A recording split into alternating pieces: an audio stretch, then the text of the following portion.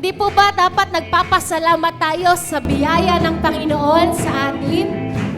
Na tayo ay may buhay, na tayo ay nakakapagpuri, umaawit, pumapalakpak.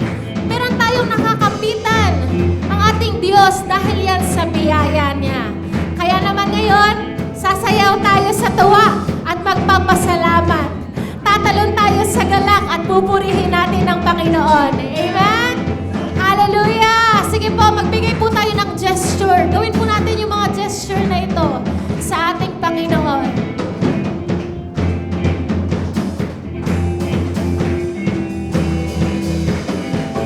Sasayaw sa tuwa at pasasalamat, tatalon sa galak at papupurihan ka. Sasayaw! Sasayaw sa tuwa at pasasalamat, tatalon, tatalon sa galak at papupurihan ka. Sasayaw! Sasayaw sa tuwa at pasasalamat, tatalon sa galak at papupurihan. Sasayaw! Sasayaw sa tuwa at pasasalamat, tatalon sa galak at papupurihan ka. Papupurihan ka sa biyaya mo lamang ako nabubuhay. Sa biyaya mo lamang ako nakakapagpuri. Sa biyaya mo lamang ako kumakapit. Ang lahat nito'y biyaya mo sa akin. Sa biyaya! Sa biyaya mo lamang ako nabubuhay. Sa biyaya mo lamang ako nakakapagpuri. Sa biyaya mo lamang ako umakapit. Ang lahat nito'y biyaya mo sa amin. Ang lahat nito'y biyaya mo sa amin. Ang lahat nito'y biyaya mo sa amin. Salamat, Panginoon, sa biyaya mo. Woo!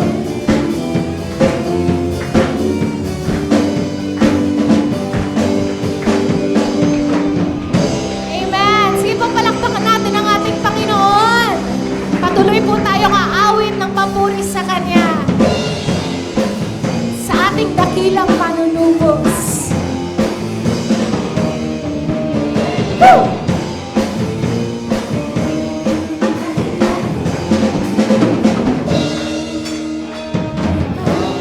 Diyos, dakilang manunubos, buhay ko'y sa'yo.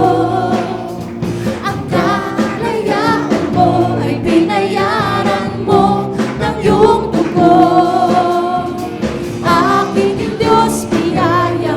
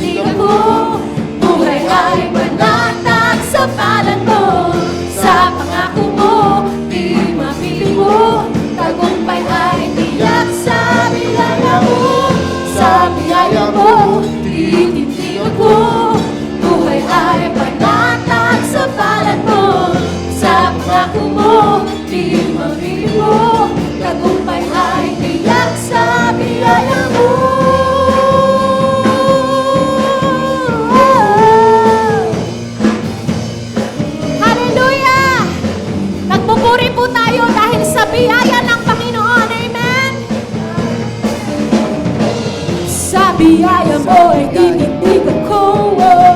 Sa biyaya mo ay titindig ako. Sa pangako mo ay di mabibigo. Sa pangako mo ay di mabibigo. Sa biyaya mo ay titindig ako. Sabihin po natin ito. Sa biyaya ng Panginoon. Sa pangako mo ay di mabibigo. Sa pangako mo ay di Minsan pa. mabibigo. Sa biyaya mo Sa ay biyaya mo. titindig ako. Sa biyaya mo ay titindig ako. Sa pangako mo ay di mabibigo. Sa pangako mo ay di mabibigo. Lahat ay kayang gawin, lahat kayang harapin. Amen. Lahat ay kayang gawin, lahat kayang harapin. Pwede po bang sabihin natin yan sa ating mga sarili? Lahat ay kayang gawin. Lahat Amen. kayang harapin. Lahat ay kayang gawin sa biyaya ng Panginoon. Lahat ay kayang gawin. Lahat kayang harapin. Patuloy po natin yan ideklara. Lahat po ng mga dancers, sumigaw! Amen! Lahat naman po ng mga kababaihan. Lahat ay kayang gawin, lahat kayang harapin. Lahat ng mga kalalakihan. Happy Father's Day! Amen! Lahat po ng mga kabataan. Isigaw! Ay kayang gawin. Lahat kayang harapin. Siyempre, hindi magpapatalo ang mga bata. Ay kayang gawin, lahat kayang harapin. Yes! Sige pa, awitin natin ito sabay-sabay. Lahat ay kayang gawin, lahat kayang harapin. Minsan pa! Hallelujah! Lahat ay kayang gawin, lahat kayang harapin. Minsan pa! Lahat ay kayang gawin, lahat kayang harapin. Lahat ay kayang gawin, lahat kayang harapin. Sa biyaya mo, sa biyaya mo, tinitindig ako. Buhay ay panatag sa palad mo. Sa pangako mo, di mabibigo. Tagumpay ay tiyak sa biyaya mo. Sa biyaya mo. Biyaya mo. Buhay ay panatag sa Amen. Sa pangako mo, di mabibigo. Tagumpay ay tiyak sa biyaya mo. Sa biyaya mo. Oh, oh, oh, yeah.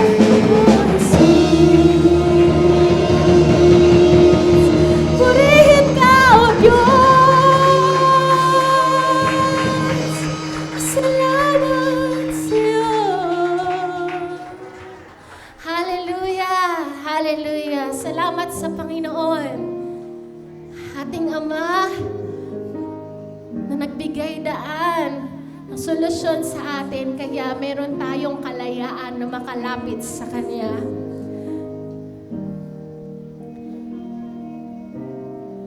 Nais ko lamang po bigyan natin ng halaga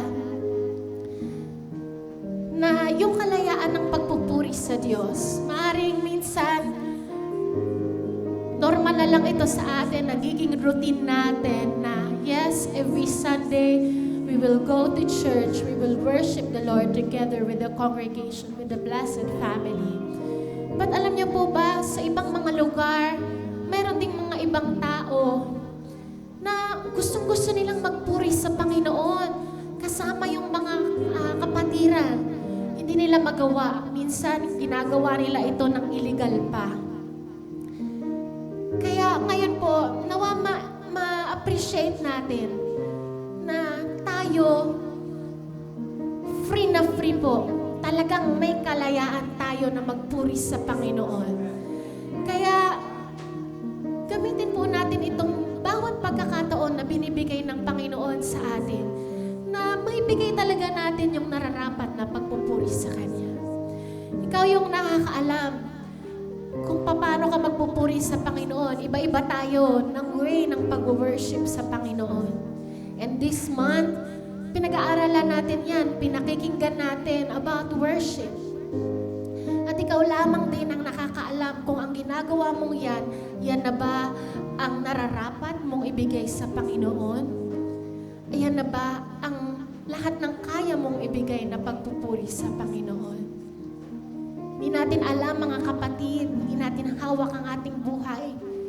Kaya bawat pagkakataon na binibigay sa atin ng Panginoon, gawin natin ito parang huling pagkakataon na pupurihan natin siya. Ibigay natin ang lahat sa ating Diyos. Siya na nagbigay ng lahat sa atin.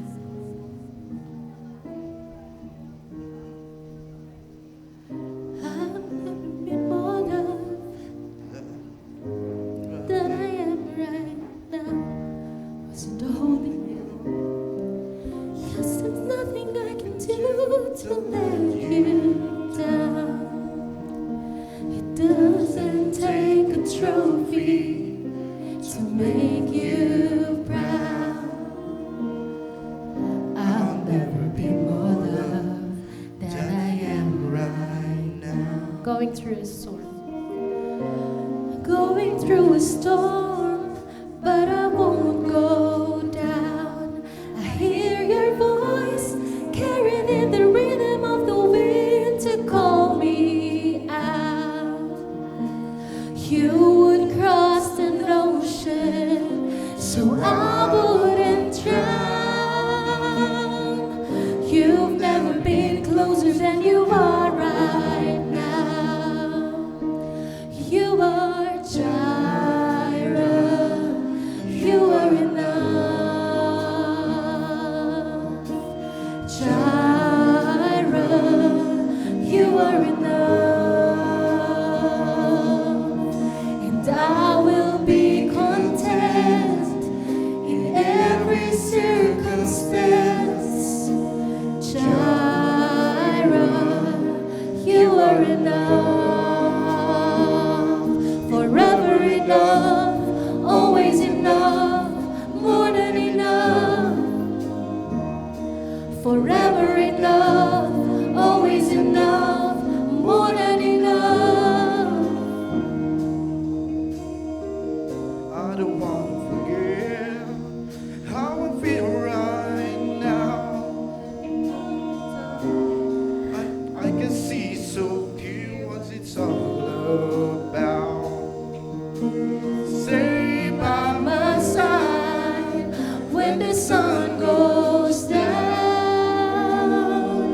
Don't want to forget how I feel right now. Jireh, you are enough. Yes, you are enough, Lord. Jireh, you are enough. So I will be content in every circumstance. You are Jireh, you are enough. Forever enough, always enough, more than enough. Forever enough, always enough, more than enough. I'm already loved. I'm already chosen. I know who I am. I know what you've spoken. I'm already loved. Sabihin po natin ito. I can imagine. And that is enough. I'm already loved. I'm already loved. I'm already chosen. I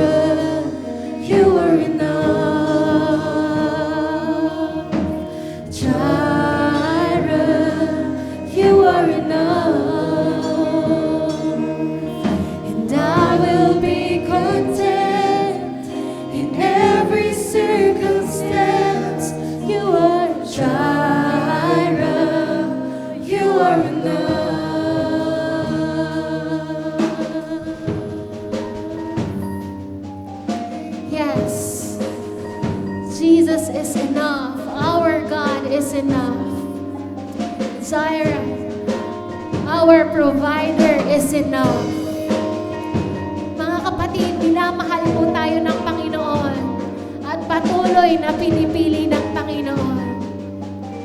Isipin mo, ang mga bulaklak sa ilang, dinadamitan ng Panginoon ng kay gaganda.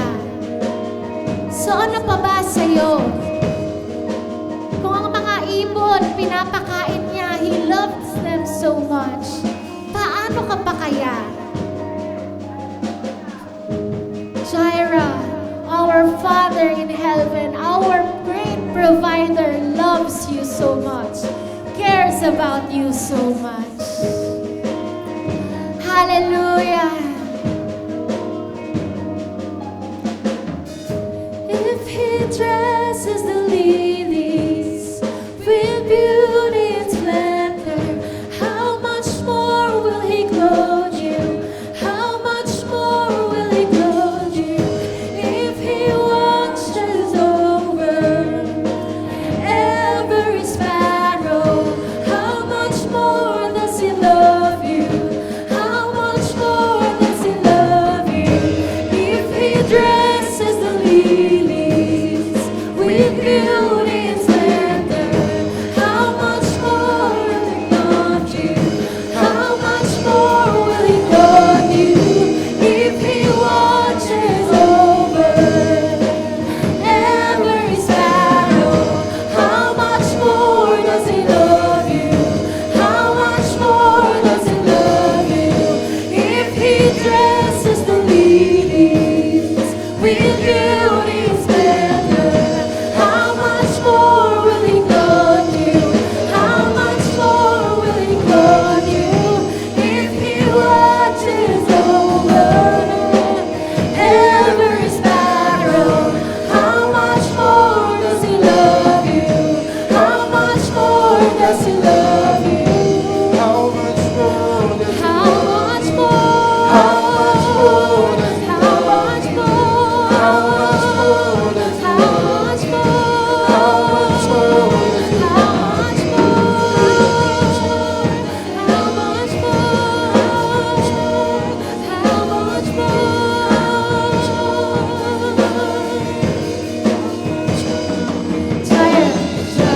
Jireh, you are enough. Jireh, you are enough. And I will be content in every circumstance. You are Jireh, you are enough. Once again, Jireh. Jireh, you are enough. Yes, you are enough, Lord. Jireh, you are enough. And I will be content in every circumstance. Jireh, you are enough.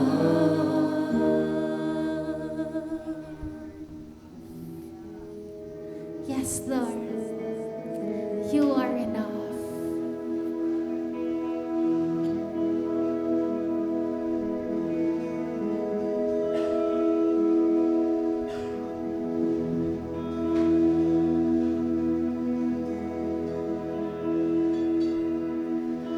Oh, I've heard 1,000 stories of what they think you're like.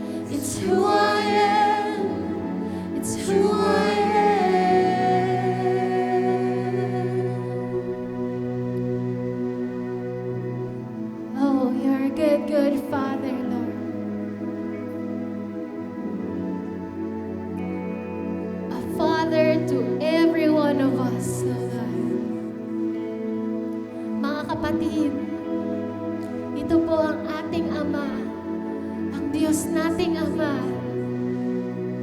Pwede po bang ibigay natin sa Kanya ang nararapat na pagsamba?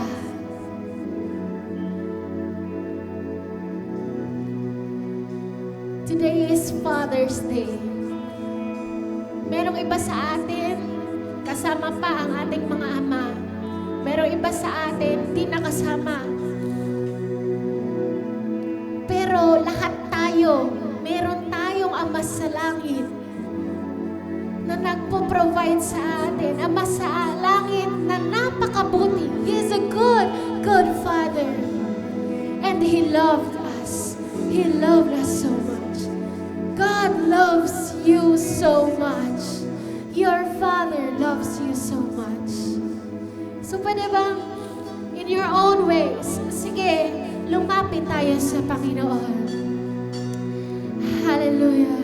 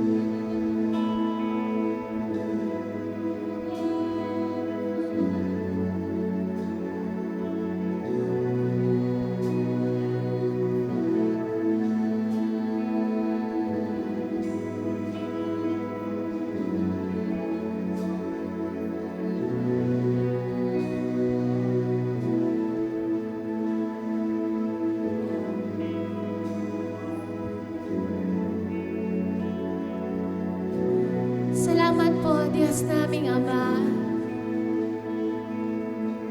Dahil Ikaw ang nagbigay daan upang naririto kami at may kalayaan na lumapit sa iyo at magbigay ng papuri. Salamat po, Diyos naming Ama, sa pagpoprotekta sa amin. And we're sorry, Lord, if there are times na para bang nababaliwala namin ito dahil lagi mo na itong ginagawa sa amin, Panginoon. So God, please give us more awareness of your presence. That in every little thing that we are experiencing, that we are receiving from you, Lord, we have the gratefulness and appreciation, Lord God. Thank you, God, most importantly, because you love us, Father. Salamat, Panginoon, dahil minamahal mo kami. At minamahal ng paulit-ulit, kahit na paminsan hindi kami kamahal-mahal, Panginoon. Kahit na, Lord, kami minsan ay nasa karumihan, patuloy mo kaming nahiyayakap, Lord God. Oh, we are so grateful and thankful, Lord God, that we have a Father in heaven that we can go to anytime. Ano man ang sitwasyon, Panginoon. We can go to you, we can run to you, Lord God. Thank you, Father. Thank you, Lord, for being so much more in us. And Lord, we want to experience you more. We want to experience more of you, Lord God. So, Lord, as we walk in our faith, continue to reveal yourself to us, Lord, more personally, Lord. Hallelujah. Salamat po, Panginoon. Ngayong araw na ito, Lord God, we are expecting more of you. Kikilos ka, Panginoon. Wala kang lalagpasan sa araw na ito. Bawat isa sa amin, Panginoon, ay kakatagpuin mo. And And Lord, we are opening ourselves, our hearts, our ears to you, Lord God. Speak to us. Speak to us, Lord God. Thank you, Lord. This is our worship and prayer in Jesus' name. Amen. Amen.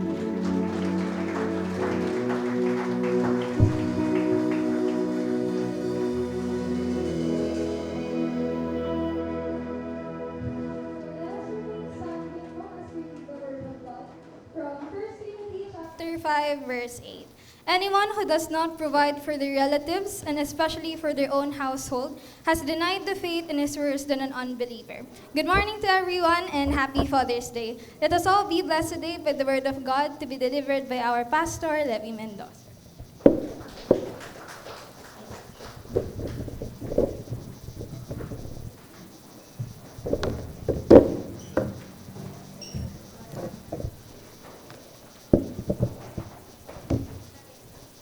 Kung may katabi kang tatay, batiin mo na. Huwag mo nang hintayin mamaya para batiin. Sabi mo, Happy Father's Day.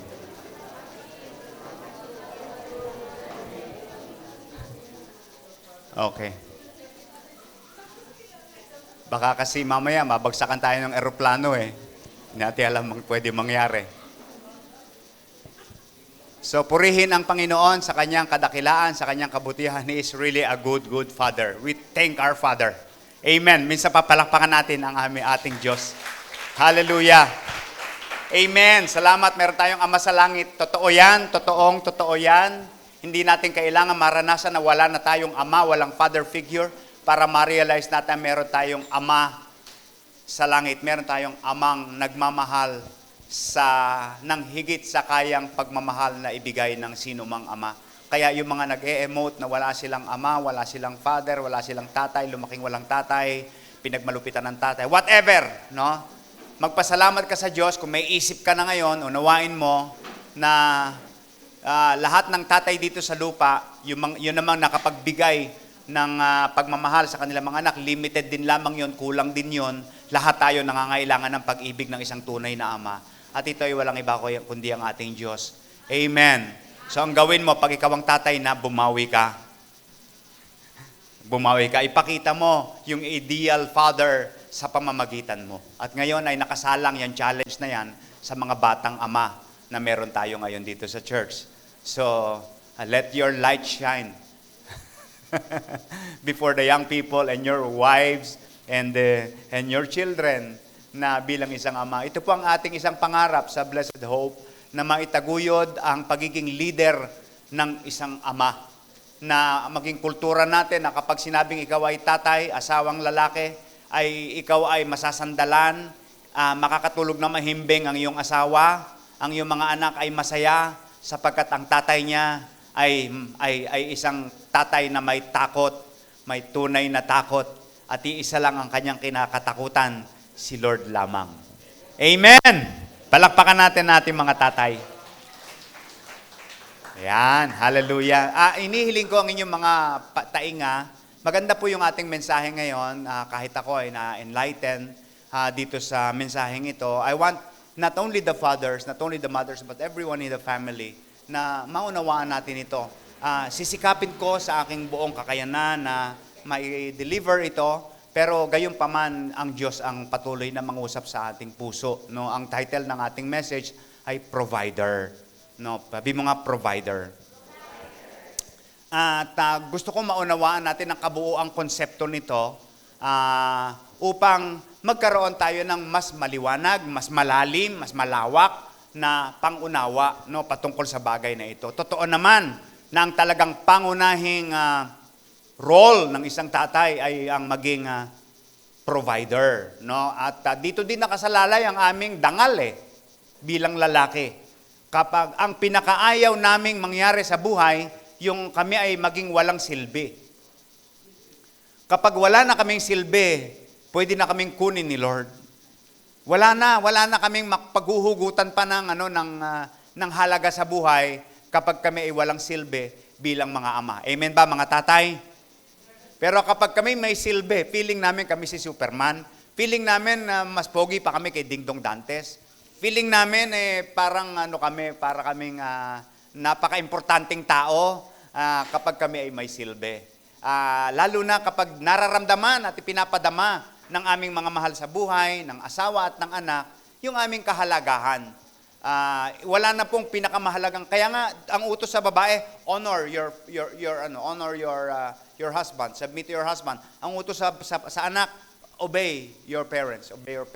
So kapag nakikita namin yung mga ganong gesture, ay nako, talaga namang lalo kaming ginaganahan. Amen. Now, with the title provider, binasa na po, thank you sa nagbasa ng ating passage ngayon, ay nabanggit natin kanina, ito yung pangunahin. Pero ngayon ay may pagbabago na Alam ko, pansinin niyo yan. No, napansin niyo na may pagbabago na. Ngayon hindi na lang tatay ang provider in terms of monetary and other material needs ng ating sambahayan.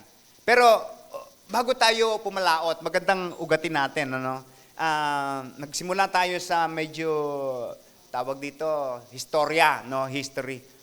Noong unang panahon, in the 1900s, before 1900s, sa maraming kultura kasama Pilipinas na po, yun ang setup. Yung ama lamang talaga ang provider. Bakit? Kasi ang trabaho noon, lupa, agriculture, physical. No, kaya yung lakas ng lalaki, nagagamit talaga doon sa pagtatrabaho. At yung nanay, panatag na sila na bahala sa bahay kung ano yung kaya ng kanilang ng padre de pamilya, pagkakasyahin nila yon. Pero maliwanag sa nanay na ang kanyang trabaho, homemaker. So yun po talaga, naabot pa natin yan sa panahon ng mga lolo't lola natin. Ang mga nanay talaga sa bahay lamang sila. Yun ang kanilang ginagawa. Now, pumasok yung Industrial Revolution. Early 1900s, no? Nagsimula nang pumasok yung mga kababaihan sa pabrika, no? At iba pang sektor, lalo na sa mga mahihirap na pamilya. So, yun ang unang yugto. Doon una nagumpisa. Pero marahil hindi pa sa Pilipinas yan. Kasi nung panahon na yun, ang Pilipinas hindi mahirap. So, hindi ganito, hindi mahirap. Hindi tayo bumibili ng mga gulay-gulay nung araw. Nung araw sila, no? Kung pagkain lang, hindi problema nung araw yan. Pero may mga bansa na mahirap, pumasok ito. World War I and II, 1914 to 1945, yung mga lalaki nasa digmaan at sila ay para silang OFW, no? Nakababad sila doon sa digmaan. So, ang mga babae, kailangan ng pangtustos, napilitan sila na pumasok sa trabaho. May mga opisina na, may mga pabrika na, ospital, at iba pang mga roles na po pwedeng trabahuhin ng mga lalaki. Ang tawag nila dito ay Rosie the Riveter sa Amerika. Naging simbolo ng babaeng manggagawa noong World War II. No, sa Pilipinas po, maraming kababaihan ng panahon na yon tumulong sa production, caregiving at logistics sa panahon ng Japanese occupation. So meron na ring nagtatrabaho na rin yung mga babae. After the war era, no, pumasok yung nagkaroon ng economic shift. Siyempre tapos na yung digmaan, palalaguin na yung ekonomiya para sa ikabubuti ng bansa. Ay marami mga babae, hindi na sila bumalik sa bahay. Nagpatuloy na sila sa kanilang pagtatrabaho, lalo na yung mga nasa middle class families. At nagkaroon ng urbanization, higher cost of living, at educational access para sa mga kababaihan. So nag-umpisa na, no, na ang mga babae ay i-educate at i-empower para maging mga mamamayan ng lipunan na may say-say na rin kung saan sila ay nakakadagdag sa GDP ng isang bansa o sa income ng bansa. Kasi nga, kailangang tumaas ang ekonomiya, so kailangang i-empower, hindi lang yung mga lalaki, pati yung mga babae. At nagkaroon na tuloy ng pananaw sa lipunan, kasi medyo may ano pa yun medyo hindi pa yun masyadong katanggap-tanggap. Siyempre, nag-uumpisa pa lang. May mga babae ay nangangatwiran. Sabi niya, bakit kami titigil? na magtrabaho kung makakatulong naman kami mag-provide. So noong araw po ay issue yan. Issue yan. Pero ngayon masyadong hindi na. So tapos pumasok yung tinatawag na feminist movement. Kung saan ay may mga advokasya na tungkol sa equal rights, no? Narinig na natin 'yan ng mga lalaki, ng mga babae, ang kayang gawin ng lalaki, kaya na rin gawin ng mga babae. So tumaas yung bilang ng mga babae na nakapagtapos ng kolehiyo. So nag-aral na rin ng mga babae at mas dumami ang opportunity ng trabaho sa mga kababaihan. By 1980s, ayan, dual income families na ang naging common. So hindi na lang lalaki, kundi babae ay nagtatrabaho na rin noong panahon na yon. Maraming tahanan. Ngayon po, modern times, 1900s, from 1990 hanggang ngayon, ay ang working mothers ay normal na. Hindi ko nga alam, baka mas marami ang working mothers kaysa working fathers ngayon. No? So, naging normal na ito. Sa Pilipinas, ayon sa PSA, hindi naman, nakalagay dito, ewan ko kung gaano ka-updated, 4 out of 10 women nasa labor force. 4 out of 10. So, marami ng single moms as sole provider sa kanilang mga anak at maraming stay-at-home dads bilang bahagi ng pagbabago ng gender roles. Kasi hindi ganun dati. Talagang lahat ng gawain ng pambahay, pangbabae talaga yon noong araw. Kasi nga, maliwanag yung role ng lalaki at babae. Pero dahil sa kapanahonang ito, nagbabago. Makikita mo yung mga tatay, sila naghahatid ng anak nila sa eskwelahan, sila nagdadala ng baon, sila sumusundo. May mga ganun na at normal na yung mga bagay na yan. Now, yung dating stay-at-home na nanay, hindi na. At ang dating tatay na provider at si nanay nag-aalaga, hindi na yun absolute, no? Pero syempre, magandang ideal talaga yon. Ideal. Pero sa panahon ngayon, parang ang hirap isakatuparan yung bagay na yon. Yung pagiging ideal. Pero nasa puso pa rin ito ng bawat lalaki. I once talk to a lawyer. Medyo tikampanilya, close sa isang sikat na lawyer. Nagkukwento siya sa akin. Sabi niya, alam mo, pastor, bata pa siya, nasa mga 40s, mid-40s. Maganda yung kanyang buhay. May negosyo siya at isang lawyer siya, practicing lawyer. Sabi niya, ang goal ko, 5 taon na lang ako maglo-lawyer. Pagkatapos, magtitigil na ako. Kasi mas gusto kong fokusan ng panahon yung aking pamilya. Kasi all my life, tanda na ako bago nakapag-asawa. Ang anak ko nga, nasa mga 10 years old pa lang ayokong lalaki siya na wala ako. So, nandun pa rin talaga yung nakita mo that yung potential niya to gain more money, hindi niya kayang ipagpalit yung diwa ng pamilya na mas mahalaga sa kanya. Sabi ko, humahanga ako sa inyo, attorney. Yung iba nagpapakamatay para magkaroon ng maraming pera. Kayo naman nasa posisyon para mas dumami pera, pero mas pinipili nyo yung pamilya. Wow! Magandang pananaw, hindi po ba? So ang pagiging provider, mga kapatid, hindi nasusukat sa sahod. Nasusukat to sa puso. Amen. Ang mga lalaki, may 2 klase ng wallet yan. Yung isa, wallet na may lamang pera at may wallet na may lamang invisible na pera. Ang kadalasan, na-appreciate at napapansin lang yung wallet na mayroong tangible na pera. Pero yung wallet na invisible na pera, hindi man lang napapasalamatan, hindi man lang napapansin, hindi napupuna kasi mga lalaki, tahimik lang. Pero yung mga effort, yung mga tahimik yan, nag-iisip, akala mo walang ginagawa, sabi ng asawa, ano ginagawa mo? Nakatulala ka na naman. Hindi nila alam, iniisip nila yung kinabukasan ng pamilya. Ang mga babae, sinisermonan, nakatulala na naman. Hindi nila alam yung mga yon. Kami lang nagkakaintindihan yan. Nakatulala habang nakatingin sa TV, nanonood ng basketball, nag-iisip yan. Okay, anyway, joke lang yon. Pero totoo yun, no? Totoo yung bagay na yun. Now, ngayon pag-usapan po natin yung provider. Nais kong laliman at lawakan natin ang ating pananaw sa usaping ito. Dito sa binasa ni Jillian, no? sa 1 Timothy chapter 5. Si Pablo bilang pastor, mini-mentor niya si Pablo. Tinuturuan niya kung paano pakikitunguhan yung bawat member ng church ayon sa kanilang edad, ayon sa kanilang kasarian, para maging epektibo na lingkod siya sa kanila ng Diyos. Mahirap ang role ng pastor, no? You have to know every aspect ng buhay. At least kahit papano, meron kang kaalaman so that you can contribute on them. So bahagi ng kanyang paggabay sa kanya ay pag-i-impart ng mga prinsipyo na dapat ipairal sa sambahayan. Yung statement na ito na ating binasa tungkol sa pamilya, mabigat yung statement, no? Kung natatandaan nyo pa, tungkol sa asawang lalaki.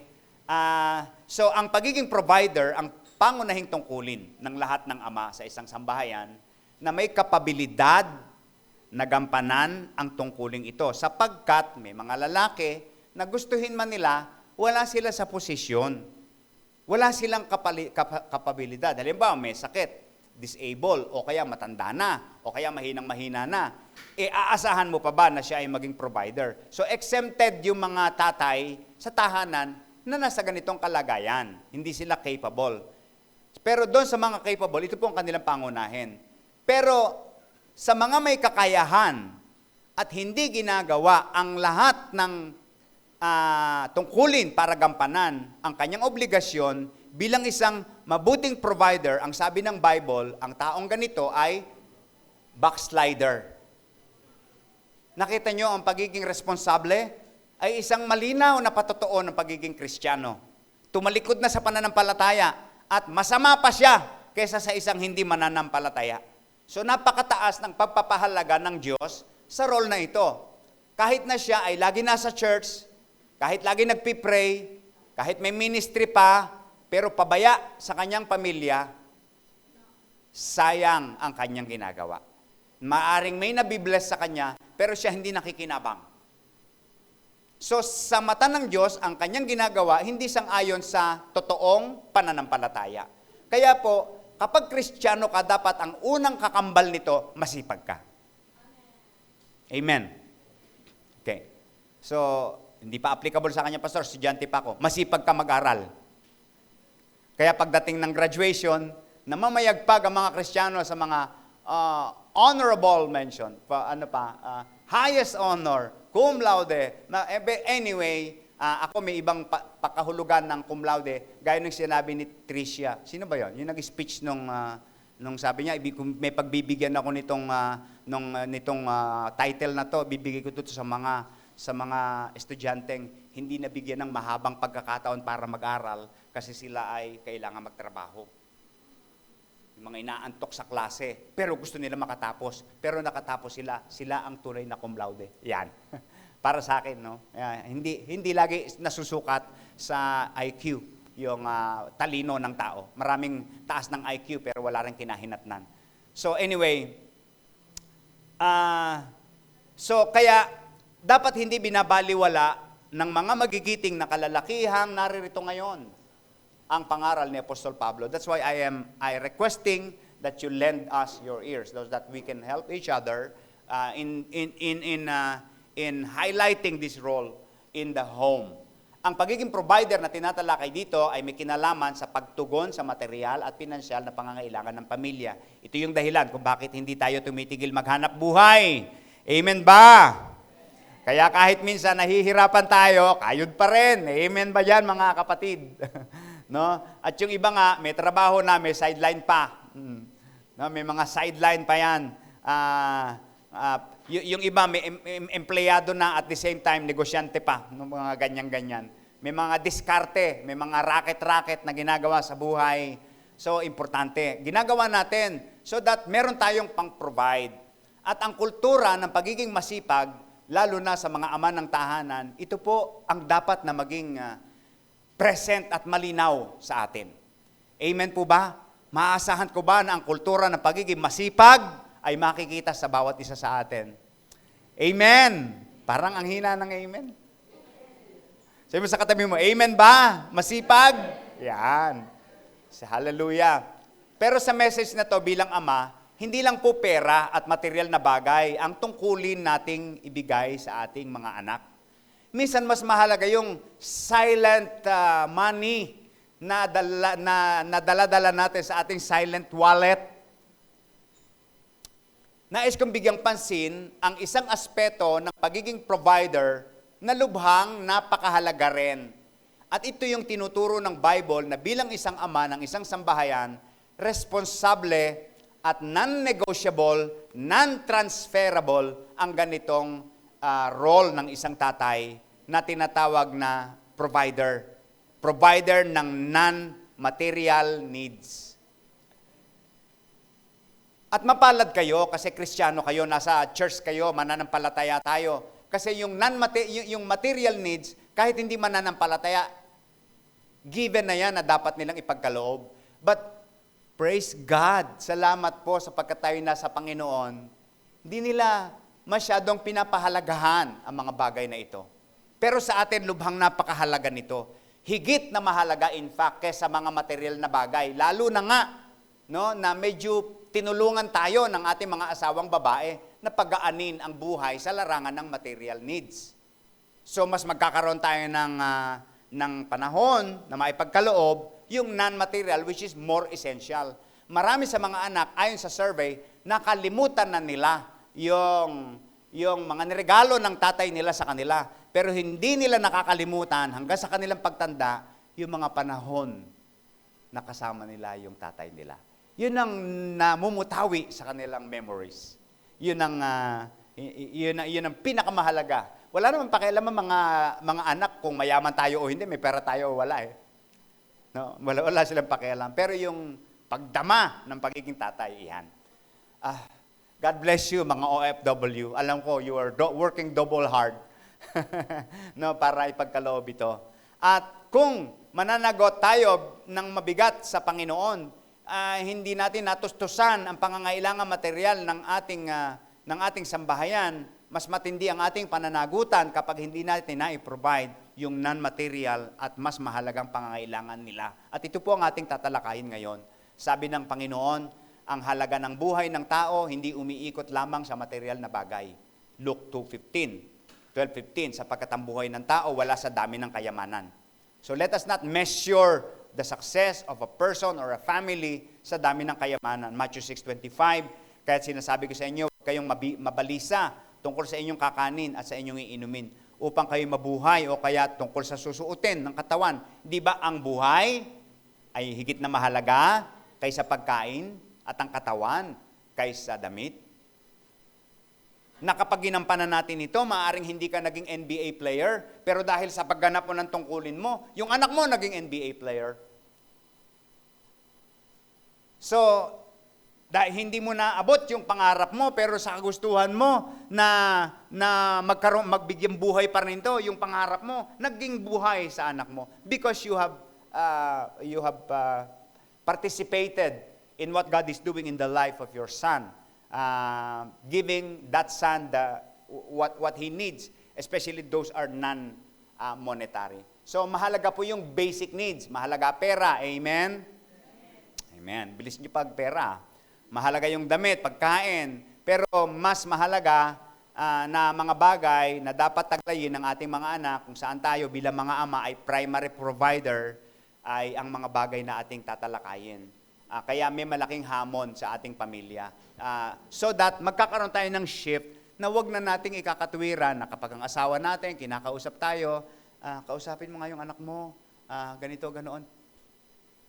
Nakita mong nagtatrabaho ako eh. So, hindi na ganon, no? Hindi na ganon ating katwiran. Role natin yon. Ang isa-isahin natin ang mga bagay na ito. Number 1, ito yung provide ng mga tatay. Godly influence. Everybody say, godly influence. Father, do not huwag ninyong ibuyo sa paghihimagsik laban sa inyo ang inyong mga anak. Sa halip, palakihin ninyo sila ayon sa disiplina ng Panginoon. Kung magiging honest tayo, mga kapatid, kung tayo ay nakaranas na, magiging honest, no, mga tatay mga tatay kinakausap ko. Kung magiging honest tayo, kung nakaranas tayo ng isang anak natin, medyo naligaw, no? May kurot sa ating puso sapagkat alam natin that there is a part of our responsibility na hindi talaga natin nagampanan kasi ginastify natin na tayo ay provider. Napunta na lang doon sa pagiging provider, pero nalimutan na natin itong bagay na ito. So, pero salamat sa Diyos sapagkat siya ay Diyos na later on, magiging ama nila na rin Diyos, matututurin sila sa bagay na ito, ipag-pray natin. So, godly influence. Ano yon? Ano yung mga bagay na kung saan kailangan nating impluensyahan ang ating mga anak? No, ito sa pamamagitan ng wise counsel. Everybody say wise counsel. So, ang mga tatay, may wisdom yan eh. Sabi ng Proverbs 4:1, kung hindi sasabihin to, dinggin ninyo mga anak ang turo ng inyong ama. Sa inyo ang unawa kung laging diringgin siya. No, ang tatay ay source niyan bilang magulang. Dinaanan na natin yung mga bahagdan ng buhay na dinadaanan ng ating mga anak. Kaya meron na tayong wisdom mula sa bagay na yon. At siyempre, ang ayaw na ayaw natin ay yung maranasan nila yung maling landas na naranasan natin. Kaya hindi katanggap-tanggap yung katuwiran na yung ama ay sumasagot yung anak ay sumasagot sa magulang. Ano ba narating mo? Ano bang hindi ganon. That's not the point, no? The point is ang tatay ang naging sacrificial lamb. If I knew it when I was growing up, but the sad part is I was not given the opportunity to know it o hindi naging maganda yung aking mga pamamaraan. Ngayon, kaya itinuturo ko sa iyo upang hindi mo rin maranasan. Di ba? So sa pamamagitan ng aming karanasan, nasa posisyon ang mga ama na ibahagi ang aming natutunan sa mga bagay na aming pinagdaanan. Hindi pinag-uusapan dito kung mas matalino, sino mas matalino. By the way, hindi nasusukat sa alam sa paggamit ng gadget at computer ang pagiging matalino. Kaya ang mga anak, maging pasensyoso kayo, sapagkat nung bata pa sila, wala silang ganyan. Kayo ay pinanganak, meron ng ganyan. Kaya unawain nyo yon. Kung kayo yung pinanganak nung unang panahon, ewan ko lang. No? Kaya maging maunawain sa mga magulang kung paulit-ulit. No? Hindi diyan nasusukat ang pagiging matalino. So hindi pinag-uusapan ng antas ng pinag-aralan. Dahil marami mga anak ngayon, mas mataas ang antas ng pinag-aralan kaysa mga anak. At minsan sumosobra yung mga anak dahil mataas ang pinag-aralan nila, medyo naiiba tuloy ang paningin nila sa kanilang mga magulang. May mga anak pa nga na minsan kinakahiya magulang nila. Kasi yung mga kaibigan nila, mga may pinagtapusan yung mga magulang nila. Pero wala niyan sa Blessed Hope. Amen. So, hindi yung formal education ang tinutukoy natin na pinanggagalingan ng dunong ng magulang, kundi ang dunong na mula sa kanilang karanasan. Ang tungkulin namin ay bilang ama, ibahagi sa mga anak ang mga matalinong mga pagpapayo para pakinabangan yung dunong mula dito. Of course, wala namang perfect na tatay. At we're far from perfect. Kahit ng ambisyon ko maging best father, world's best father, hindi pa rin pwedeng mangyari. Ang dami pa rin reklamo ng anak ko sa akin. So, walang perfect. Pero mula sa mga naging maling desisyon namin, may natutunan kami. Amen, mga tatay.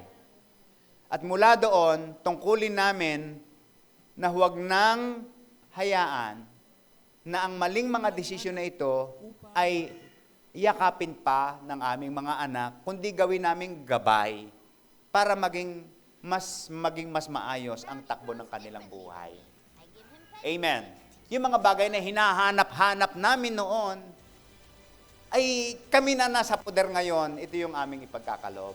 As providers, we are responsible for sharing with our children the benefit of our experience. So, wise counsel. Pangalawang uri ng impluensya ay yung pagiging good role model. No? Good model. Tinan mo yung tatay mo, mukha bang modelo yan? May kikitain ba dyan pag pinost mo sa TikTok yung mga pagmamodelo niya? So, bring them up in the instruction of the Lord. Bilang isang ama, tungkulin namin na mag-create ng atmosphere, ng pagsasabuhay, ng aming mga itinuturo. Challenging ito. Kasi ang daming pinanggagalingan. Ang kadalasang pinanggagalingan, so shortcutin ko na, kung bakit medyo impatient sa mga tatay, minsan yung parang, kasi merong unsettled issues within the relationship as husband and wife. Pero pansinin niyo kapag maayos ang relasyon ng tatay at nanay na mag-asawa, maluwag. So minsan ganun nangyayari, may hindi pagkakaintindi, may mga unsettled issues eh. So kaya, kaya konting bagay, pak. So, pero gayon pa man, importante pa rin yung pagiging role model natin bilang ama. Pagpapakita ng magandang halimbawa. Sabi sa Ephesians, mga ama, huwag niyong ibubuyo sa paghihimagsik ang inyong mga anak. So kapag hindi namin ipinakita kung paano ipamuhay ang aming tinuturo sa mga anak, baka ganito nga maging resulta. Ma-confuse ang mga bata, ma-frustrate ang mga bata, at magkalamat ang kanilang tiwala. At dahil dito, hindi na sila makikinig. Hindi na sila maniniwala. And worse, magre-rebelde. So, mahirap ito. Mga tatay, lahat kayo ay pastor ng inyong sambahayan. Tanggapin ninyo at hindi, kayo ay pastor ng inyong sambahayan.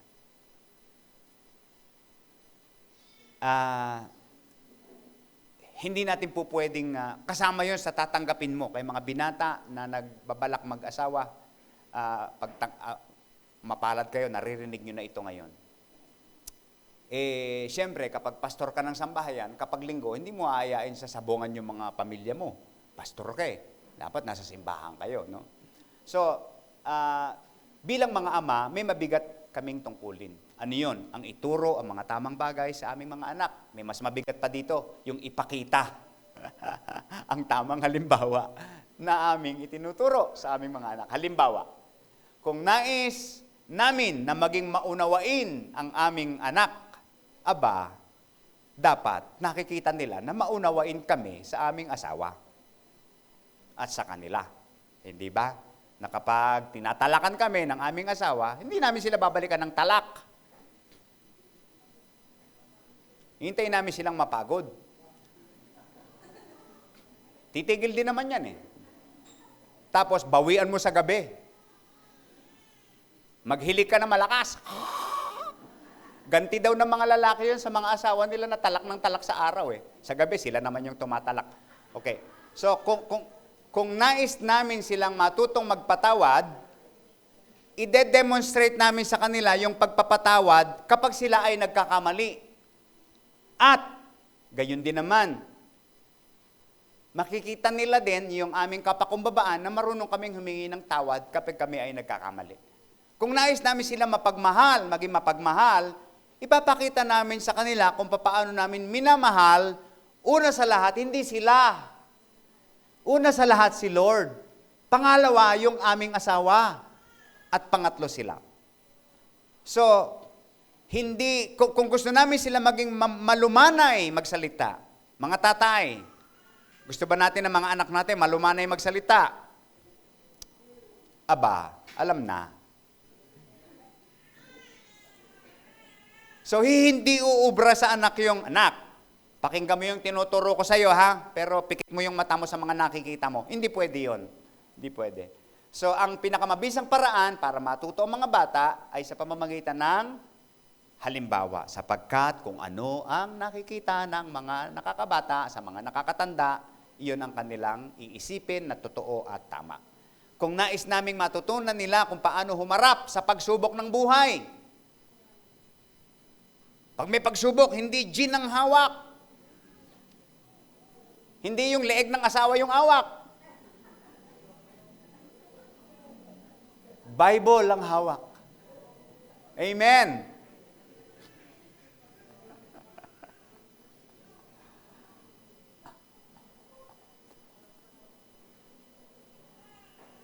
So, we cannot underestimate the influence of a father to his children. Napakabigat na role. Alam nyo, mas madali pa yung magtrabaho kaysa sa mga ito. Pero, pinili natin maging ama eh. So, kailangan gampanan natin ito. Amen ba mga tatay? Pagod, kung hirap na mga tatay ah. Pastor, tapusin mo na nga yan. Iisa pa yan, may dalawa pa. 5 to eh. Number 2, Love. Okay, love. Mga non-monetary, pero importante. Sabi ni Paul, makapagsalita man ako, lahat ng bagay. Shortcut ko tong verse na ito. Meron na ako ng lahat ng bagay. Pero wala akong pag-ibig. Wala akong kwenta. Balutan ko man ang aking sarili ng lahat ng pupwedeng maging dahilan para purihin at sabihin ng mga tao na napakagaling ko. Ako na. Pero wala akong pag-ibig. Sabi ng Bible, walang kwenta ang lahat ng bagay. Para ka lang isang lata na kumakalembang. So, sabi niya, mananatili yung tatlo, pananampalataya, pag-asa, pag-ibig. Pero, ang pinakamahalaga sa lahat, pag-ibig. Ang mga tatay, ang provider ng pag-ibig. Kung ayaw ninyo maging ano ang inyong anak, kung ayaw niyo siya maging kuwan, kung ayaw niyo siya maging dapat kayo ang kanilang first love. Second to God. Ang godly na pag-ibig ay ipinagkakaloob ng Ama ng tahanan by first showing it. Pinapakita to. Mayaman tayo dyan sa pagpapakita. Pero may isang bagay na minsan nakakalimutan natin by saying it. Tapos kinakatira na, alam na niyo yun. Alam na niyo yun. No? Pero importante rin sinasabi. Bakit pa tayo may bibig? Fathers show their love. Paano ito pinapakita? Sa pamamagitan ng paglalaan ng panahon sa kanilang mga anak. Isang CEO ng isang korporasyon ay yung anak niya kailangan operahan. CEO, importanteng tao ito. Sa kabila ng pagiging abala ng tatay na ito, dinala niya yung kanyang anak sa ospital. Siya nagdala. Hindi niya iniwan yung anak niya habang inooperahan. Hindi siya umalis. Nung mailabas na yung bata sa operating room at nilipat sa ward, binantayan siya ng tatay niya buong araw. Cancel lahat ng appointment. Nang gabing yon, sabi ng bata sa tatay niya, Daddy, alam mo, ito yung pinakamasayang araw ko. Sabi ng tatay, teka, sandali anak. Paano mo nasa, inoperahan ka na nga, pinakamasayang araw mo pa. Sabi ng anak, kasi habang nandito ako sa ospital, dito kita nakasama ng matagal. That's what's in the heart of every child. Father speaks out their love. Napakahalaga na maipadama ng isang ama ang kanyang pagmamahal. Pero equally important din na ito ay verbal niyang sinasabi sa miyembro ng kanyang pamilya. Isang kahinaan naming mga lalaki at kahinaan na rin ito ng mga babae. Pero baka kasalanan namin, kaya naging kahinaan nila. Hindi kami verbal.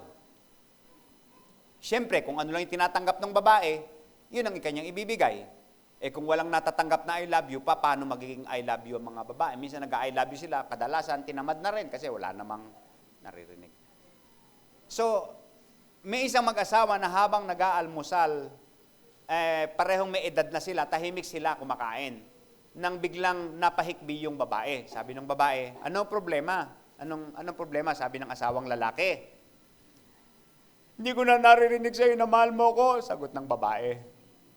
Matatanda na to. Sabi ng lalaki, nung pinakasalan kita, sinabi ko na sa iyo na mahal kita. Huwag kang mag-alala. Pag nagbago yon, sasabihin ko sa iyo. Tawa.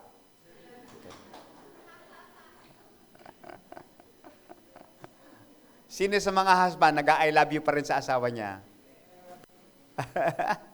Kahit parang kinikilabutan, okay lang. Huwag tayong mag-assume na dahil pinapadama natin ang pagmamahal sa pamamagitan ng pagiging good provider at sa ibang paraan, automatic na hindi na nila kailangan sabihan pa na I love you. Yung iba na sa sobrang kapos-kapos na talaga nag-I love you yung asawa. I love you ka dyan, pera kailangan ko. Kasi nga kapos na eh. So pangatlo, discipline. Everybody say discipline.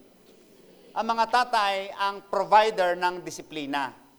Hindi natin ito pwedeng ipasa sa iba. Sa lolo, sa lola, sa tito, sa tita, sa katulong, maging sa nanay. Paano didisiplinahin ng anak? Listen, fathers, talk to your wife. Talk to your wife. Game plan, gawa kayo ng plano, usap kayo. Then, ikaw ang implementor. Suporta yung asawa mo. Hindi nakakahiya yun, okay yun. So, ang godly discipline, pinoprovide to ng ama sa dalawang paraan. Self-imposed, yung disiplinadong ama sa kanyang sarili ay epektibo sa pagdisiplina sa kanyang anak. Disiplinado sa sarili. At pangalawa ay yung child discipline, pagdisiplina sa anak.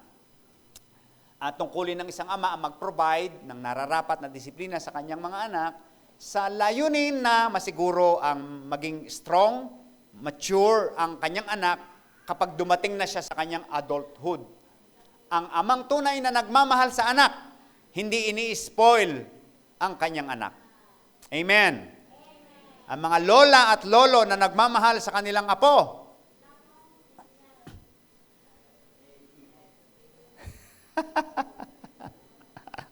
hindi ini-spoil ang mga apo.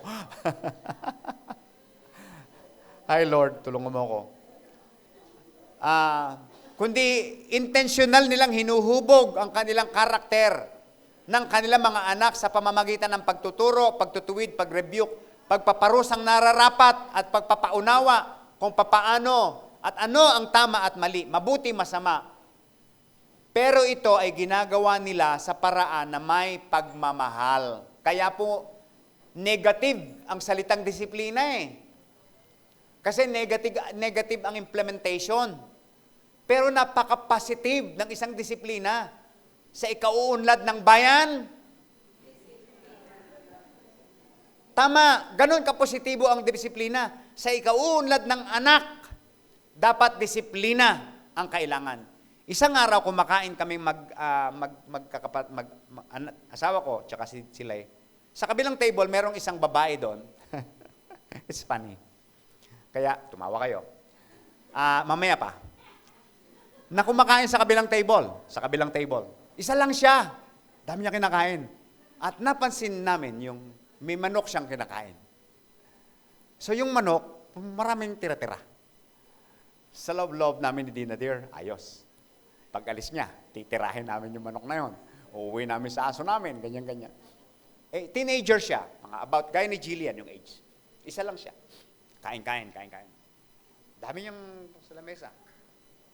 Pagkatapos niyang kumain, makita namin table, linis na. Kinuha niya lahat ng pinagkainan niya, dinala sa basurahan. Kaya dalawang bagay, natuwa at nainis ako doon sa babae. Natuwa ako, wow! Hindi, hinayang muna talaga ako doon sa manok. Sayang yun eh. Ulam ng aso namin yun eh.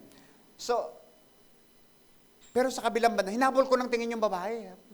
Hindi naman mukhang ukay-ukay yung babae. Mukha namang disente, pasyonista. Pero sabi ko, ang ganda ng natutunan ng batang to.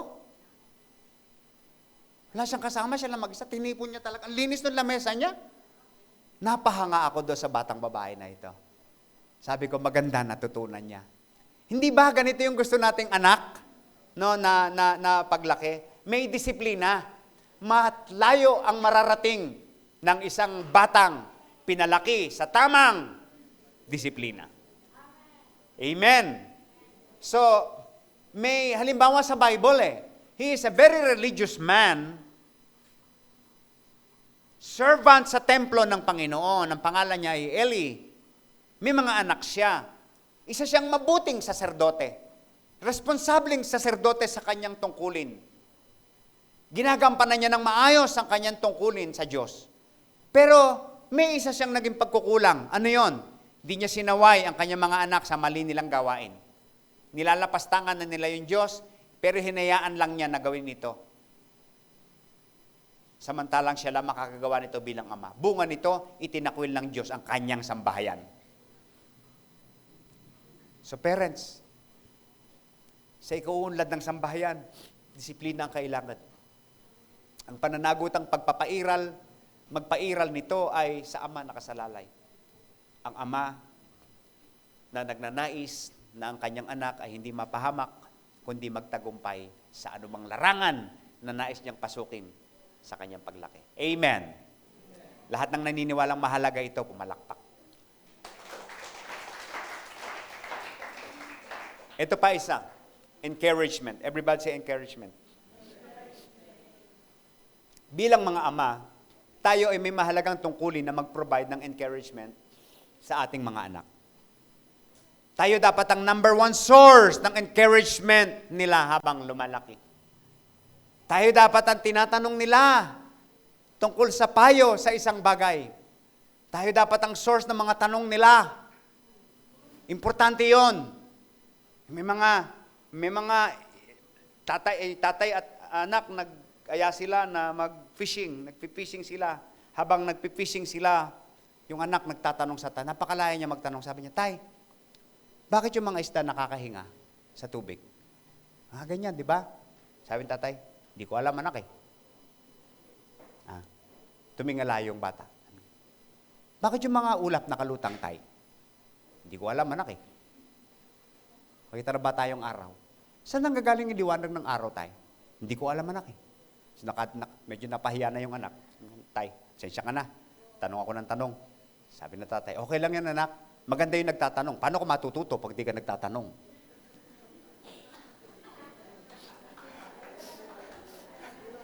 Yun, nakachamba rin ako. Okay. So, encouragement, importante po yan. Tayo ba nakakausap ng ating mga anak tungkol sa mga bagay, issues ng kanilang buhay? Kasi, ang dalawa lang naman yun eh. Either napalaki mo sila na open sa'yo, o napalaki mo sila na close sa'yo.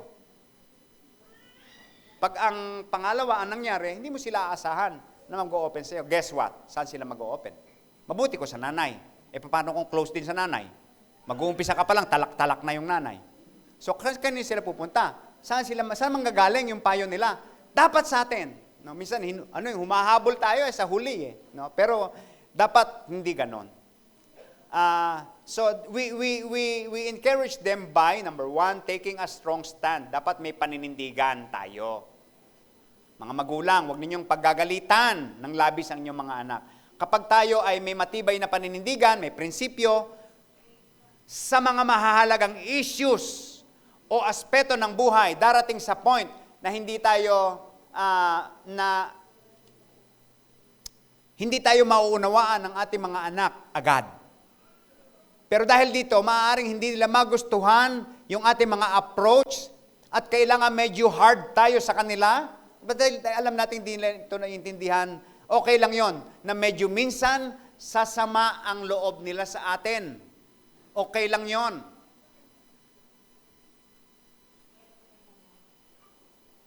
Kasi alam natin hindi pa nila ito lubos na nauunawaan. But at that time, kailangan tayo muna masunod. May panahon ng pagmamagulang na ganyan. Pero ginagawa natin to hindi sa ikasasama nila. Hindi nila naintindihan yun. Okay lang. Pero hindi ito sa kakasama nila. Taking a strong stand. Importante po yan. No? Another thing by being reasonable. Everybody say, reasonable. Do not provoke them to anger. Kung kailangan komprontahin, komprontahin. Pero again, yung salitang kompronta ay negatibo. Kapag ang anak mo ay bata, maliit, at kukomprontahin mo siya, ang gagawin mo, ikaw ay puposisyon sa posisyon na ka-level ng kanyang mata. Magandang paraan ng pagkukompronta. Figuratively, kung malaki na yung anak mo, dadamayan mo yung, uunawain mo yung kanyang kalagayan kapag kinakausap mo siya. Kaya hindi minsan nagkakaintindihan because of that. No? Kaya nagiging negatibo ang kompronta, nauwi sa pag-aaway, nauwi sa pagdadabog, nauwi sa pagrebelde. Hindi tayo dapat maging unfair, hindi tayo dapat maging inconsistent. Kapag hindi tama ang pagtrato sa anak, kapag below the belt ang paggawad ng disiplina, at kapag nade-demoralize na sila. Alam niyo mga kapatid, napakahirap magmagulang. Kung ako halimbawa may anak na ngayong pinanganak o kaya teenager, ang layo-layo na namin. Alam nyo ba na sa ilang mga teenager, awkward yung sumakay sa jeep? Alam nyo kung bakit? Kasi kapag papara na sila, lahat ng tao magtitinginan sa kanila. Sabi niya, merong isang teenager na kukwento ng ganyan. Sabi niya, ayoko sasakay sa jeep, nakaka-trauma. Kasi pag pumara ako, lahat ng tao nakatingin sa akin. Ayoko na nun. Hey, pinagtatawa natin ito, pero talk to them. Talk to them. Sabi natin, babaw-babaw naman yan. Pero this is their world today. We have to understand this young people. Kaya hindi na talaga, hindi ako pwedeng, my dear, sorry, ayoko na magkaanak na uli. Hindi ko na kayang palakihin yan ng maayos, hindi ko magkakaintindihan. So, that's how it is. Pwede ba natin baguhin yon? Pwede ba ipilit yung ating, kami noong araw, kaya hindi nagkakaintindihan. Laging noong araw, hindi na ngayon noong araw eh. So, malaki ang role ng mga magulang. Kaya kung lolo ka, ayaw mo na yung anak mo. Siya na lang kausapin mo, paano niya palakihin. Hindi na pwede mga style mo ng araw para sa kanya. Dapa, palo, pak! Hindi pwede ganon. Kung ako yan, naku, sasampigahin ko yan. Mga ganyan-ganyan. Hindi na pwede. So, yung may paraan ng pagkompronta ngayon, iba na eh. Malumana yun. Iba na ngayon eh. Ibang-iba na po ang panahon. Kung pinapansin ninyo. No? At kung kayo ay mahalaga sa inyo, pamilya nyo, dapat intindihin natin, unawain natin ito. Huwag laging masamain ang mga pangit na nakikita, behavior ng ating mga anak. May pinanggagalingan ng lahat ng yan. Isa lang kailangan nila. Ang kailangan lang nila maunawaan yon. At sino ang magpapakita ng pag-unawang ito? Walang iba. Hindi ang kanilang mga kaibigan, kundi ikaw. At para maunawaan yon, kailangan mong pag-aralan ang kanilang kalagayan, ang kanilang sitwasyon ngayon. Makinig ka sa mga magulang na may mga ganong, attend ka ng seminar, kailangan niya mga bagay na yan. Importante po ito eh, no, sa mga panahong ito. So, iniiwasan niyang pagsalitaan ng kanyang anak ng mga pangit na salita. Kasi kahit lola ka, iso-social media ka niyan. Ang itim-itim mo naman anak, iso-social media ka niyan. Ngayon mabasher. Ha? Mabasher. Mabash. Social media.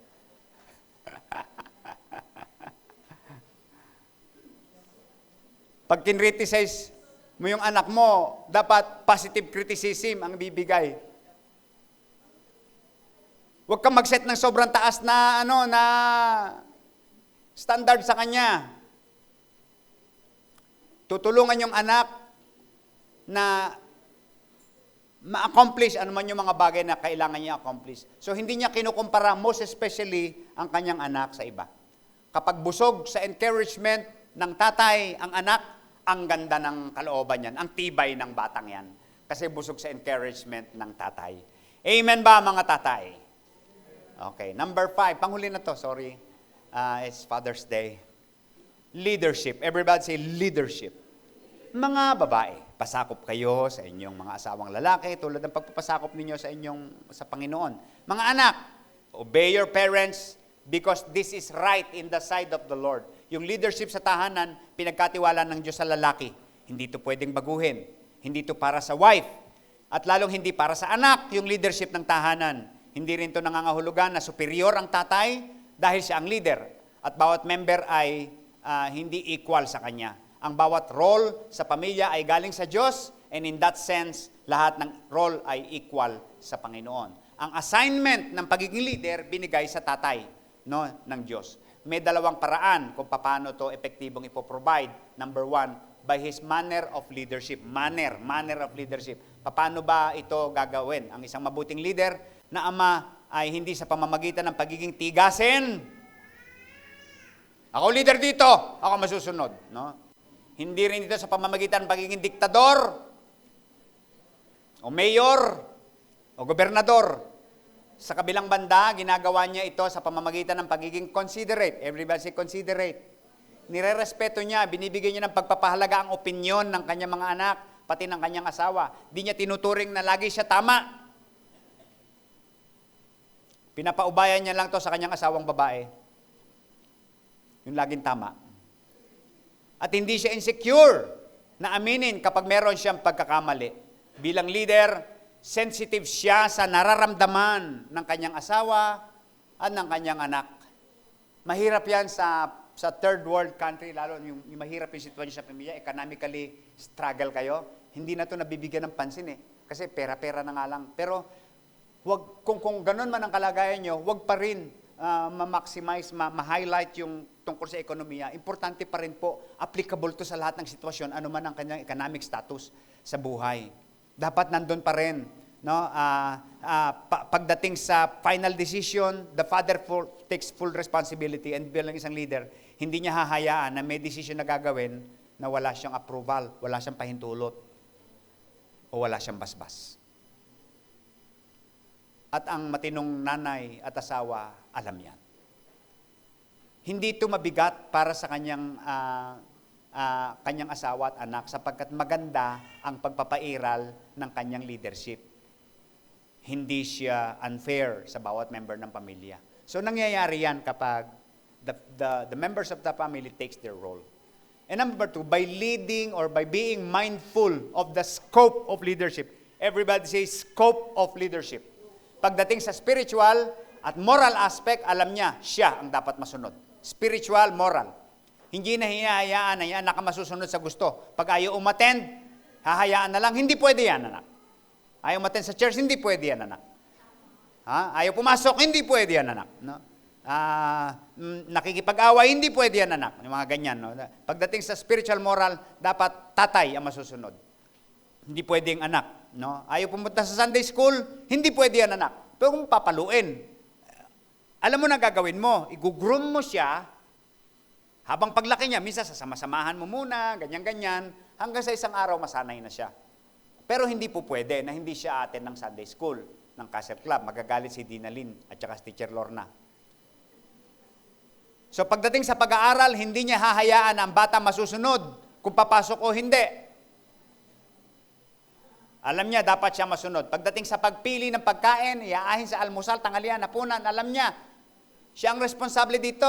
Hindi dapat din anak na hindi pa alam kung ano ang ibig sabihin ng balanced diet.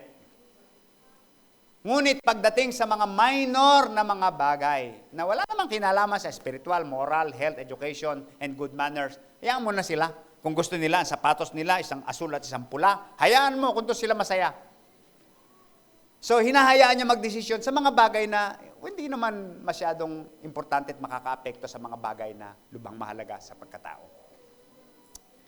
Ang scope ng leadership naming mga tatay ay hindi binubuo lang ng pagiging good provider, pagkain, damit, and pagtuso sa pag-aral and everything. At ipagkatiwala na lamang namin sa aming asawa ang spiritual welfare ng aming mga anak. Siyempre, hindi ito dapat dinedelegate. Mga Father, sabi ko kayo sa inyo kanina, tayo ay mga pastor ng ating tahanan. Dapat ang pangunahing tagapagturo ng mga espiritual na bagay sa ating mga anak ay hindi si Pastor Levi, hindi si Pastor June, hindi ang mga leader ng kanilang cell group. Dapat tayo. Amen. Conclusion. Palakpak. Kasi conclusion na. I want to end this message with a story. Merong isang bata na umuwi galing sa pagdalo niya ng Sunday school. Umattend ng Sunday school. Yung tatay niya, hindi sumasama sa church. Nanay lang, tsaka mga anak. Tuwing linggo, hindi nila mapilit yung tatay na pumunta sa church. Mas gusto niya manood ng basketball sa TV. Sabi niya, napapagod siya. Kailangan niya magpahinga. So, pag uwi ng bata galing sa church, naupo siya sa lap ng kanyang tatay. Nilalambing-lambing yung tatay niya. Nasa sopa, nanonood ng paborito niyang sports game. Lundag-lundag pa to. Nagpapapansin sa tatay niya. Nararamdaman ng tatay, nagpapapansin yung anak niya, yakap-yakap niya, niyayakap niya, pero nakatingin pa rin siya sa TV. Maya-maya, nagkwento yung anak, sabi niya, Daddy, kanina sa Sunday school, may tinanong yung teacher namin. Alam mo kung ano tanong niya? Sabi ng tatay niya, nakatingin sa TV, ano anak? Ano yung tinanong sa iyo? Sabi niya, tinuro niya sa amin yung tungkol sa langit tsaka sa impyerno. Tapos tinanong niya, isa-isa kami. Saan niyo gusto pumunta? Sa langit o sa impyerno? Sabi ng tatay, ano sagot mo? Pagdating sa akin, sabi ko, Daddy, kung saan pupunta daddy ko, doon ako. Kinalingguhan, aga-aga, sabi ng daddy, gising, punta tayo sa church.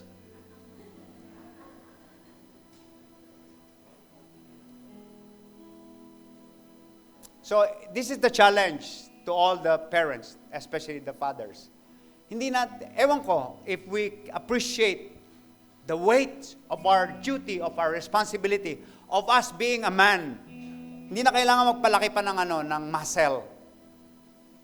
Kapag natapos yung buhay ng ating mga anak, saan sila pupunta sa kabilang buhay? Bilang isang leader, saan tayo papunta? Bilang isang provider din ba tayo ng godly influence sa ating mga anak?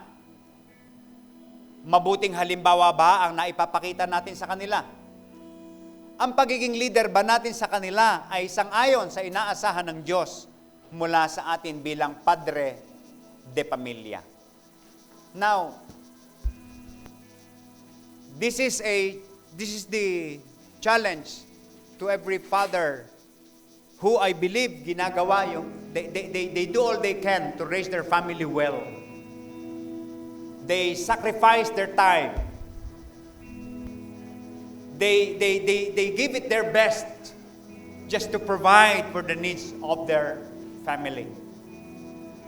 But sometimes, again, less appreciation on the part of some members of the family. But it's okay as long as we are able to take the role of a husband, of a father in the house. But as we were listening today, kung makita po natin na parang may kailangan akong ayusin, no? May kailangan ayusin. Sino ba ang wala? Ako nga, may kailangan ding ayusin. Sino ba yung wala? Pero magandang pagkakataon nito, this might be the day where the greetings of our wives and our children will mean so much to us. Because it will remind us of who we are, the mandate of God to every parent, to every father. The role that we need to play as the leader of the home. May I suggest, if you are dreaming and aiming for the greatest achievement in this life, may you dream to be the best father and the best husband of your wife. Walang katumbas na award ang bagay na ito. Tiyak, hindi mo yun ma-achieve. Hindi ka magiging best. Pero kung nandun ka sa ganong direksyon, you will be the best husband, the best father in the eyes of your own family. Because they know that with the limitations, with the shortcomings, with the lack of ability, you try. You do all you can just to do it, just to be that man. The apple of the eye of your wife and the apple of the eye of your children. Wala na pong pinakamagandang patotoo kundi ang bagay na ito. And may this be the content of our prayer for our fathers later on. And thank God, all of this, this is what our Father in heaven is teaching us. This is what our Father in heaven is modeling to us. Ito ang pinapakita ng ating Ama sa Langit na dapat nating tularan. Sabi ng Hebrews, Ama na pinagtutularan ng lahat ng Ama sa lupa. Salamat sa Panginoon, we have a role model, and that is our God. I challenge you, fathers, be more godly. Amen. Go to church often, as long as you can, as long as you have strength. Bring your family to church. Learn more and serve the Lord. And the Lord will bless you, and the Lord will provide for all your needs even beyond what you can provide for your family. Amen. Tayo po tayong lahat.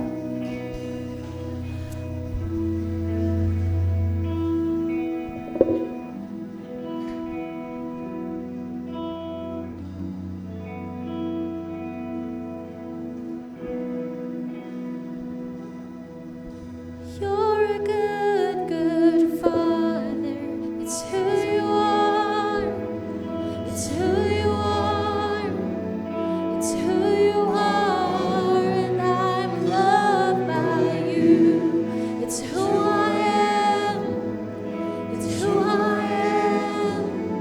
It's who I am. You're a good, good Father. It's who you are. It's who you are. It's who you are. And I'm loved by you. It's who I am. It's who I am. It's who I am. You are perfect in all of your ways. You are perfect in all of your ways. You are perfect in all of your ways to us. You are perfect in all of your ways. You are perfect in all of your ways. You are perfect in all of your ways to us. Salamat po, Ama, sapagkat sa iyo kami makakasumpong ng halimbawa. Sa iyo kami makakadama na kahit kaming mga ama ay nangangailangan din ng ama. Ama na nagmamahal, ama na kumakalinga, ama na umuunawa, ama na dumidisiplina, at ama na nagtuturo sa amin kahit sa aming aspeto na kami ay o estado na kami ay mga ama na rin. Tinatanggap namin, Panginoon, ang katotohanan na marami pa kaming kailangang matutunan. Marami pa kaming kailangang baguhin sa aming buhay. Salamat po sapagkat pinagpala mo kami ng isang sambahayan. Isang sambahayang ipinagkatiwala mo upang aming pamahalaan. Nagpapakumbaba kami sa iyong harapan at hinihiling na patawarin mo kami sa aming mga pagkukulang. At sa oras na ito, na iyong ipinaalala sa amin ang kahalagahan ng tungkuling ito na walang ibang pwedeng gumanap kundi kami lamang. Nagpapasalamat kami sapagkat pinagkatiwalaan mo kami. Nagpapasalamat kami sapagkat pinapatawad mo kami sa aming pagkukulang. Sa oras na ito, kinukomit namin ang aming buhay sa iyo. Tulungan mo po kami at kinikilala namin hindi namin ito magagawa kung hindi mo kami sasamahan. Kaya ang dalangin namin, palagi mo kaming samahan, aming Ama sa langit. Purihin ka sa iyong kadakilaan, sa iyong kabutihan. Pagpalain mo po ang bawat isa sa pangalan ng Ama, ng Anak at ng Espiritu Santo. Everyone say, Amen.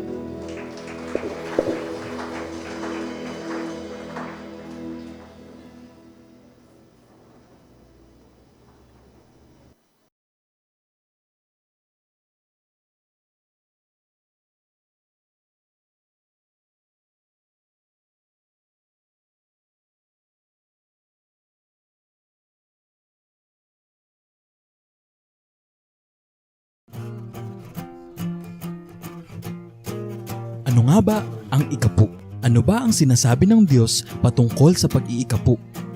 Kailangan ko bang mag-ikapu? Ito ang pag-iikapu sa madaling salita. Simulan natin, nilikha ng Diyos ang buong mundo at lahat ng nilalaman nito. Siya ang may-ari ng lahat, kaya hindi niya kailangan ng pera natin.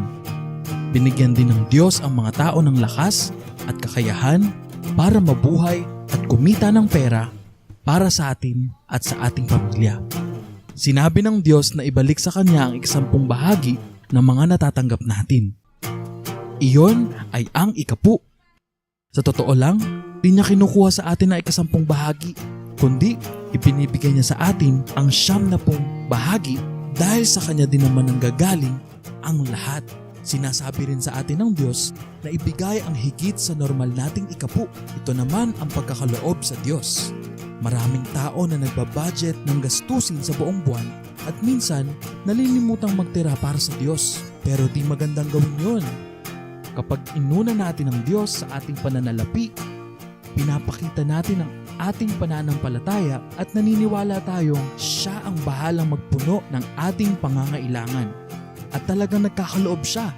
Sinasabi sa Malakias, Kapitulo 3, Talata 10, na dalhin ninyo ng buong buo ang inyong mga ikasampung bahagi sa tahanan ng Diyos upang matugunan ang pangangailangan sa aking tahanan. Subukin ninyo ako sa bagay na ito kung hindi ko buksan ang mga bintana ng langit at hibuhos sa inyo ang masaganang pagpapala. Kapag tayo ay nag-iikapu, di lamang tayo nagbibigay ng pera sa ating lokal na simbahan. Sinusuportahan natin ang gawain ng Diyos. Kagaya na lang ng pagsasaayos ng ating simbahan, pagpapakain sa tuwing may mga gawain, pagbibigay sa mga nangangailangan, sa mga kapatiran at marami pang iba. Inutusan tayo ng Diyos na mag-ikapu, di dahil sa kailangan niya ang pera natin, kundi nais niyang makita sa atin ang kagalakan natin sa pagbibigay.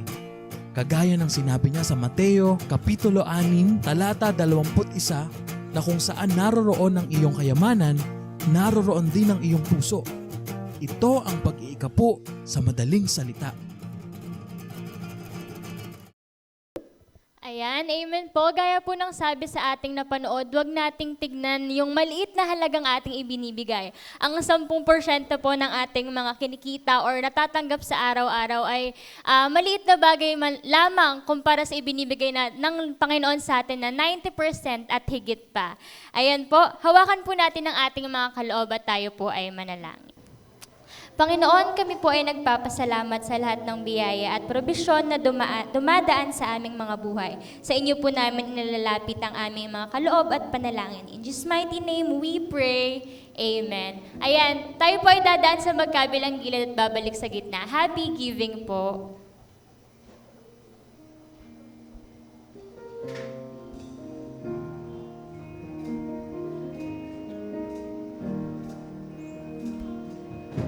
I'll never be more loved than I am right now. Wasn't holding you up, so there's nothing I can do to let you down.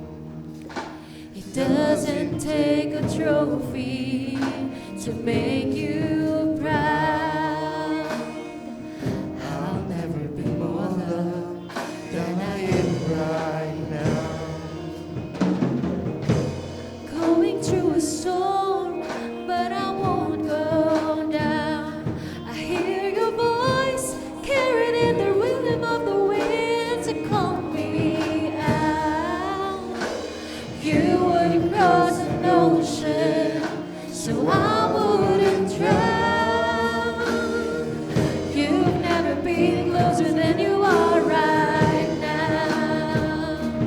You are Jireh. You are enough. Jireh. You are enough. And I will be content in every circumstance. You are Jireh. You are enough.